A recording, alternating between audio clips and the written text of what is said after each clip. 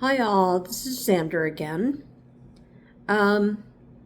Hopefully you watched my previous video, the one about me running away when I was 2 years old. I left something out of that video that I would now like to discuss, and it's very serious. So I remember running away. I actually don't remember running out the door, leaving the house. That to me is happened in a flash. I don't remember it.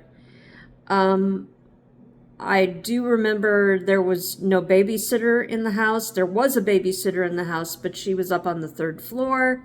She was not paying attention to me as she should have been. And it was an agreement between the Catholic agency who put the girl in our home. It was an agreement between the agency and my mother, my parents, that this babysitter, this unwed mother, would serve as a babysitter for the children and as a house cleaner, and that was the deal. And the babysitter was not living up to her end of the deal. She was not watching me at all. So I remember being found by the neighbor and brought into her home, into her house, her front foyer, and while she got on the phone to try to find somebody to collect me. And then I remember the very tense reunion between the lady and my mother. And I remember a very serious, tense conversation between them. So this was a moment of genuine danger and failed parental responsibility. What I recently discovered is that what happened to me was not just a mistake, it was a crime. My mother committed a crime. Now, in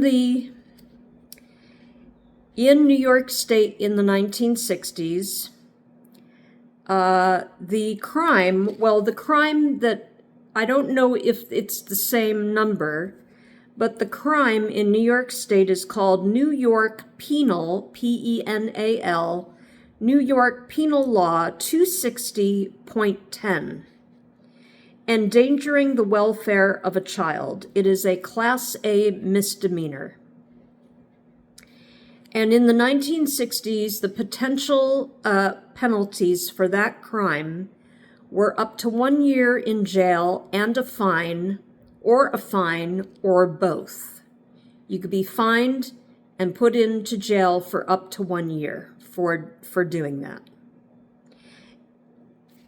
And there was also the potential for the removal of children from the home. And I want to say, disclaimer, this is for research I did this for research purposes only. This is for informational and storytelling purposes. This is not legal advice. Okay, so I suspect that was the law in existence in 1967 when this happened. New York Penal Law 260.10, endangering the welfare of a child. So what happened was that justice was not done. The neighbor never called the police, and I'm not sure why. Maybe it was because of my parents' last name, that the family was well known in the community.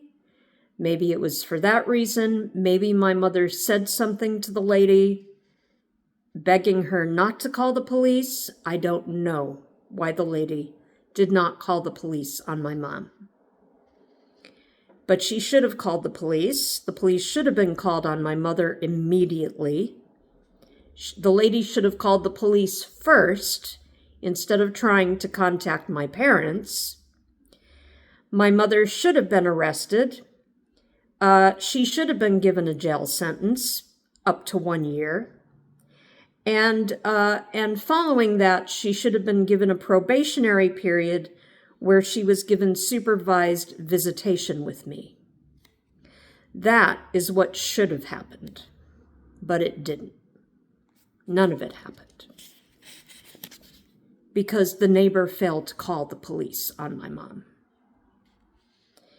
And because my mother was never held accountable, she never learned.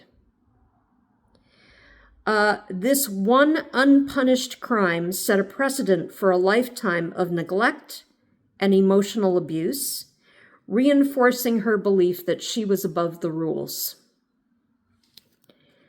and that she could get away with it. So while the earthly system of justice failed me, it led me to try to find the ultimate accountability for her actions.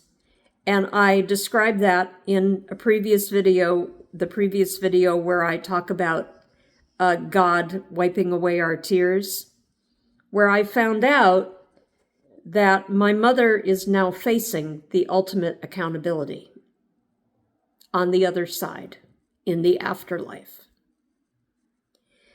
And for that, for me, it provides the closure that the neighbor and the legal system did not provide me. Unfortunately, the damage is done. My mom never faced real accountability here on earth for what she did. She should have. In a perfect world, in an ideal world, that lady should have picked up the phone and called the police. They should have been called immediately. I should have been removed from the home immediately. I probably should have been put in those cases, if you can find a relative, a family member who will take the child. Usually I would have been probably put with an aunt or uncle, which would have been ideal. But I never was. And I continued to be left alone in that big house with the unattentive babysitter who I never saw. So yeah. She never faced justice in this life, but she is facing it now. What humans failed to do for me, God is now doing for me. Yeah, and so that's why I have a distrust of authority figures. They're always failing me. All my life they've been failing me. And the only authority figure I trust has always been there for me is God. And so yeah, I wanted to share with you the punishment that my mom never faced. So thank you for listening. God bless. Bye-bye.